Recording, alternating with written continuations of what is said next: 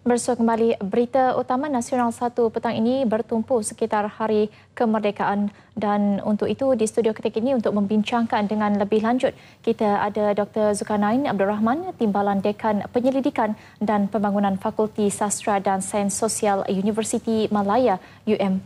Doktor, terima kasih dan selamat datang ke Nasional 1. Terima kasih mengundang saya. Baik, kalau kita boleh ungkapkan kembali mengenai amanat merdeka yang ke-57 oleh Perdana Menteri, apa yang boleh doktor kongsikan dengan kami? Secara keseluruhannya, saya melihat bahawa amanat yang diberikan oleh Yang Amat Berhormat Perdana Menteri itu dilihat sebagai satu pencerahan kepada seluruh warga negara Malaysia kita pada hari ini tentang peranan, tanggungjawab dan hala tuju negara Malaysia pada abad ke-21. Itu yang pertama. Yang kedua, saya juga melihat ucapan Yang Amat Berhormat Perdana Menteri kita itu dilihat cuba untuk memberikan satu garis panduan tentang pengisian kemerdekaan. Sebab itu Yang Amat Berhormat Perdana Menteri memberikan 3 perkara utama, tiang seri utama yang pada saya yang perlu dilaksanakan untuk kesejahteraan dan kebaikan negara Malaysia pada abad ke-21 ini. Dan 3 perkara itu antaranya ialah solidariti atau perpaduan. Yang kedua, keyakinan untuk mencapai cita-cita sekiranya ada permufakatan dan kebersamaan. Dan yang ketiga ialah mewariskan negara Malaysia yang aman, damai untuk generasi akan datang. Dan secara keseluruhannya juga saya melihat bahawa Yang Amat Berhormat Perdana Menteri sangat menekankan tentang aspek yang berkaitan dengan solidariti ataupun perpaduan ini. Kerana keseluruhannya memberikan kesedaran kepada kita semua, warga negara Malaysia, bahawa perpaduan ialah kunci kepada kemajuan negara Malaysia ini pada abad ke-21.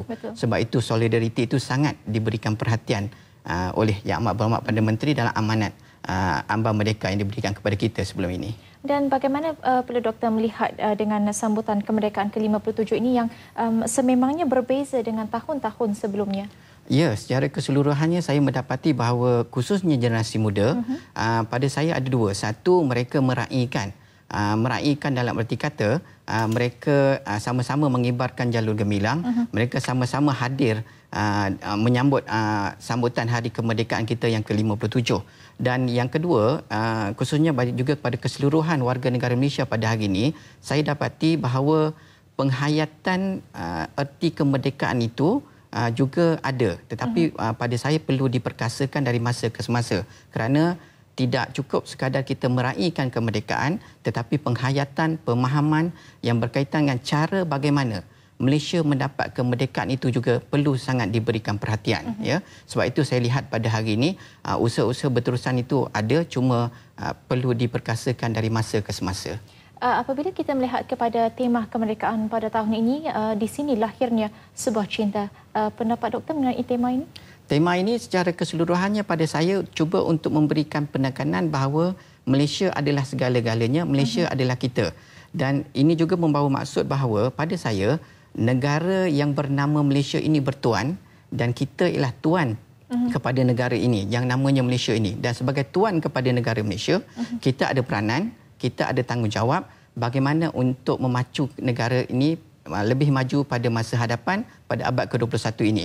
Dan tema dengan demikian pada saya tema di sini lahirnya sebuah cinta itu sangat bertepatan dan perlu sebagaimana yang saya tegaskan pada peringkat awal itu dihayati oleh keseluruhan warga negara Malaysia. Dan juga difahami. Dan kalau boleh saya tanya signifikan tema ini kepada tragedi MH17 dan juga MH370 pada pandangan peribadi doktor sendiri? Saya melihat dalam konteks MH17 dan MH70 ini ialah penekanan tema ini kaitannya dengan kebersamaan. Kebersamaan, dan kita juga sedar bahawa pada hari ini tindakan yang diambil oleh Yang Amat Berhormat Perdana Menteri berjaya mengadakan rundingan dengan pihak pemberontak di timur Ukraine itu satu kejayaan yang pada saya satu pencapaian paling baik yang dilakukan, ya, untuk membolehkan kita mendapat dan menyelesaikan konflik MH17 ini tanpa terbabit dengan menuduh pihak-pihak tertentu yang ada dalam kemulut krisis yang berkenaan. Jadi pada saya keseluruhannya kebersamaan itu sangat diberikan, kebersamaan sentiasa pada setiap masa, susah dan senang bersama pemimpin-pemimpin negara untuk mengendalikan dan akhirnya dapat menyelesaikan isu MH17 ini dengan cukup baik dan berkesan sekali. Dan apa juga isu sebelum dan selepas ini juga dalam kebersamaan itu. Baik, kalau kita melihat kepada masa ini, ketika ini, bagaimana doktor melihat semangat patriotisme di seluruh kalangan rakyat Malaysia ini? Sebagaimana saya nyatakan pada peringkat awal tadi, keseluruhannya dua, satu meraihkan, yang kedua penghayatan. Cuma apa yang perlu dilakukan pada masa ini dan pada masa akan datang ialah penekanan yang berkaitan dengan perpaduan.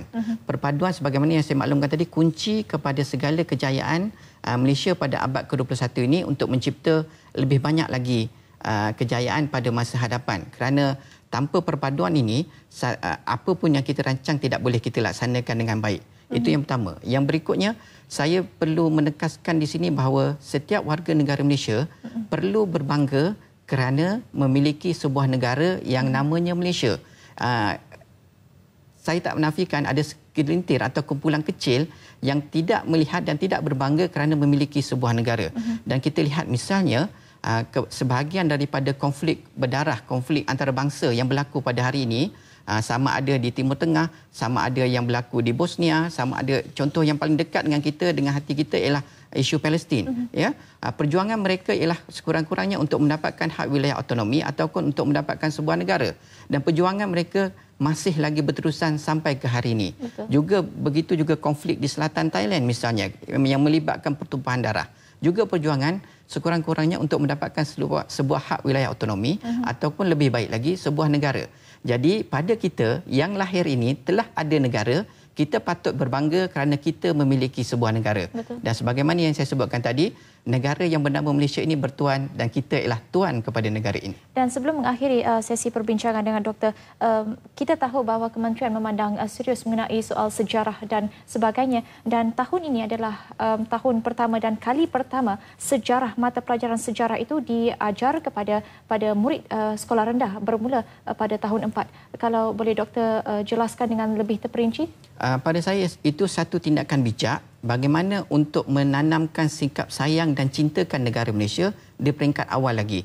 Pelajar-pelajar di tahap 4 ini telah pun dididik bagaimana untuk mengenal diri mereka. Mereka dididik tentang pentingnya pengetahuan sejarah negara Malaysia kerana itu akan membolehkan mereka menjadi seorang warga negara yang baik pada masa hadapan. Mereka diajar, dididik misalnya mengenal tentang keluarga mereka, sejarah daerah mereka, sejarah sekolah mereka dan juga peringkat-peringkat asas yang paling umum yang berkaitan dengan negara Malaysia. Pada saya, itu satu tindakan yang praktikal, bijak dan satu tindakan yang boleh menanamkan semangat dan sayang cintakan negara Malaysia dan sekurang-kurangnya di peringkat asas memiliki pengetahuan sejarah yang baik yang berkaitan dengan sejarah negara kita, Malaysia. Baik, terima kasih kami ucapkan kepada Dr. Zulkarnain Abdul Rahman, Timbalan Dekan Penyelidikan dan Pembangunan Fakulti Sastra dan Sains Sosial Universiti Malaya. Sekali lagi, terima kasih kerana sudi bersama Nasional 1. Terima kasih.